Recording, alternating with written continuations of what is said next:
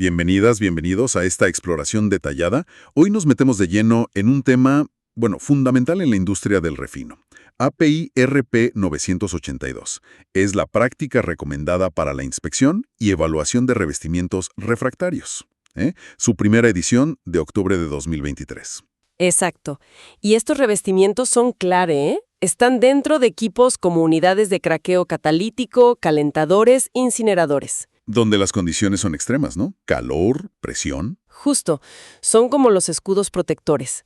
Protegen la estructura del equipo del calor intenso, de la corrosión, pero también son cruciales para la eficiencia energética, la resistencia a la abrasión y, muy importante, la seguridad. La seguridad del personal y del proceso mismo. Precisamente. Y este documento API RP 982 nos da las pautas, las prácticas recomendadas para asegurarnos de que estos revestimientos, hagan su trabajo correctamente. Perfecto. Entonces, nuestra misión hoy, desglosar los puntos clave de esta práctica, entender cómo se inspeccionan, qué problemas pueden tener y por qué todo esto es vital. Vamos a desentrañar esto. Antes de entrar de lleno en la inspección, recordemos rápido por qué son tan importantes. No están ahí de adorno, ¿verdad? Para nada, para nada.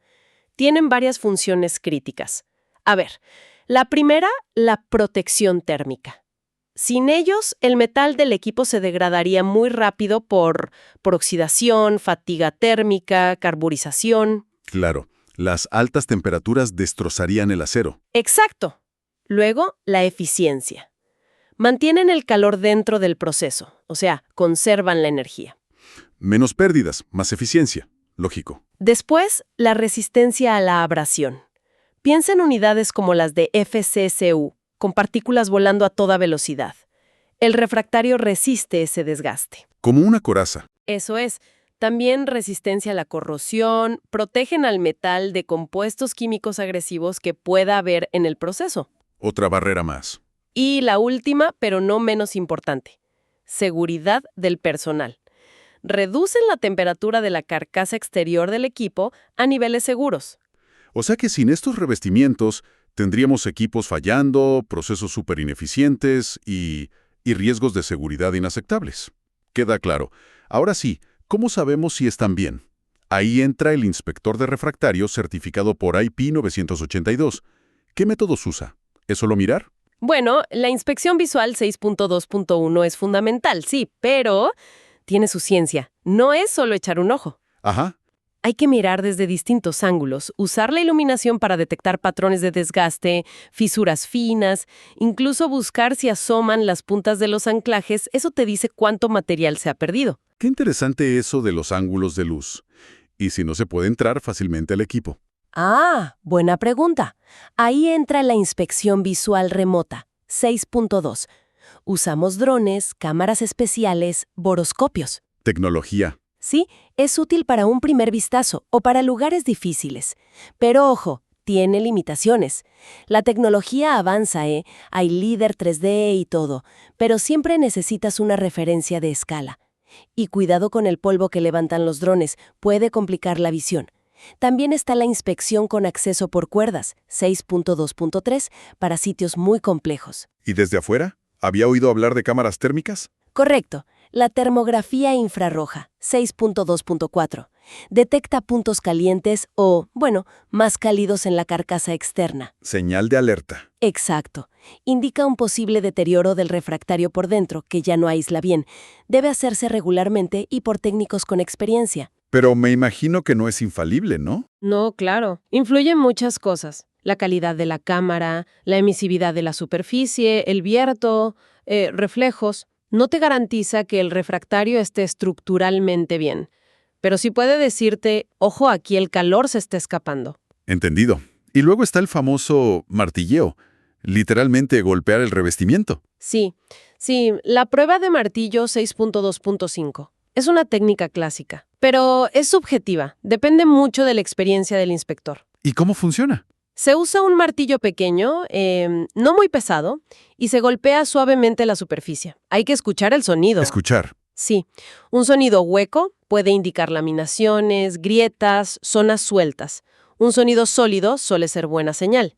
Pero no se usa en materiales ligeros como fibra o ladrillos aislantes, claro. Los dañarías. Exacto. Y el sonido varía muchísimo según la densidad, si es multicapa, la estructura del equipo. También hay que sentir la vibración con la mano. O sea que es más un arte basado en la experiencia que una ciencia exacta con numeritos. En parte sí, bastante. Pero se complementa con otras cosas, como la verificación del espesor 6.2.6. Se miden juntas, en bordes de reparaciones, o a veces, bueno, con mucho cuidado, se hace una perforación pequeña para medir. ¿Y qué más? Se mira si los anclajes están expuestos o si hay indicadores de desgaste visibles. También se usa escaneo láser 3D para mapear el desgaste. Y la radiografía 6.2.7, aunque es más para taller, puede detectar defectos internos, pero necesita una línea base para comparar. Un conjunto de técnicas, entonces, no una sola bala de plata. Exactamente. Ya sabemos cómo se inspeccionan. Ahora, vamos a lo interesante. ¿Qué puede salir mal?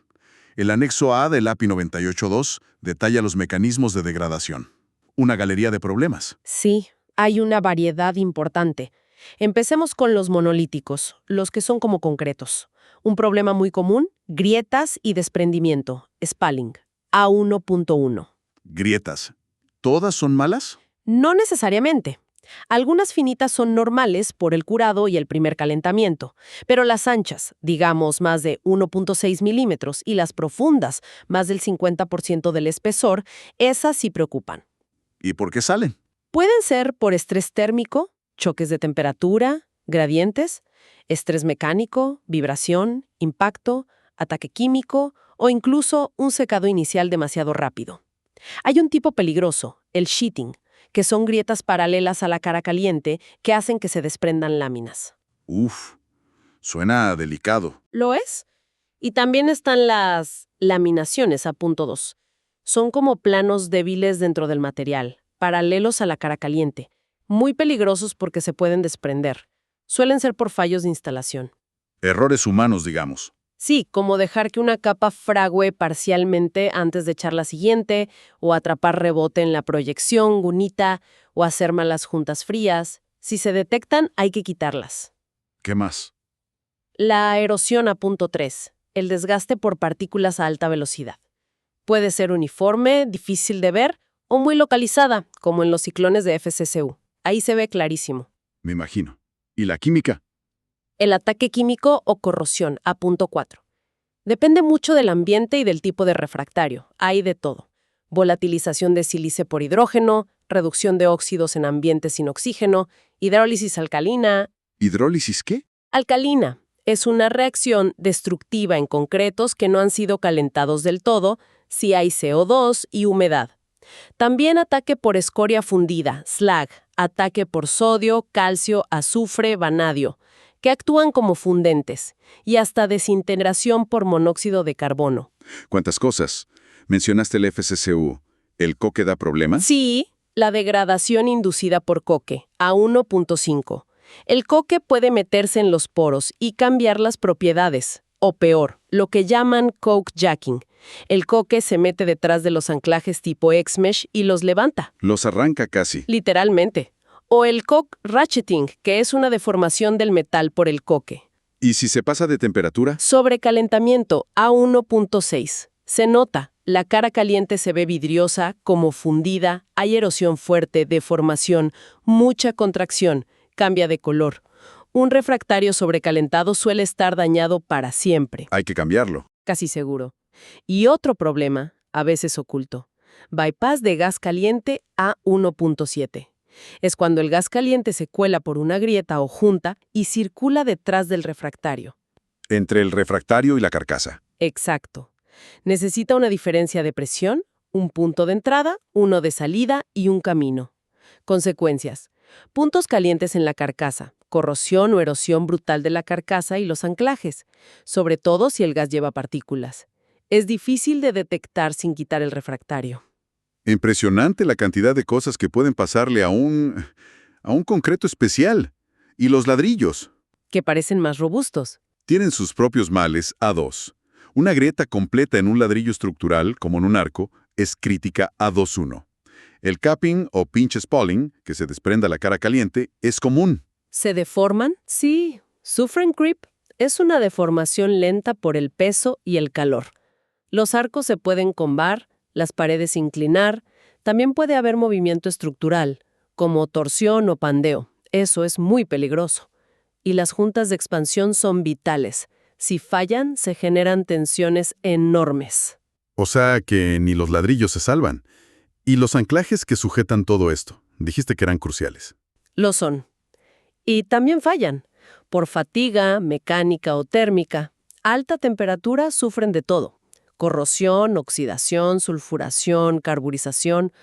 Pueden fundirse, deformarse por creep, volverse frágiles por cambios metalúrgicos, fase sigma, fragilización a 885 grados Fahrenheit. Vaya. Ataque por hidrógeno a alta temperatura, HTHA, agrietamiento por corrosión bajo tensión por ácido politiónico, PTASCC. Una pesadilla metalúrgica.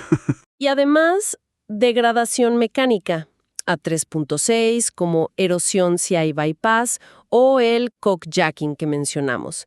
Y claro, pueden fallar las soldaduras que los unen a la carcasa, a 3.7. Entiendo.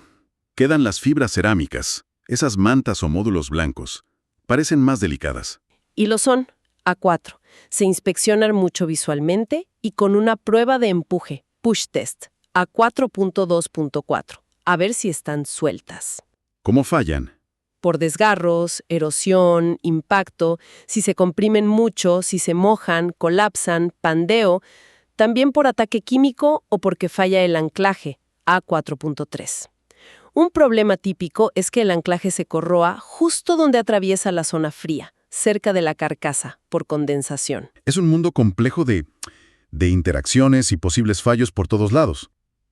Con tantos riesgos, está claro que la instalación y las reparaciones tienen que ser impecables. ¿Qué dice API 082 sobre asegurar la calidad? Absolutamente. La calidad se asegura desde el minuto 0. Primero, la sección 4 deja claras las responsabilidades.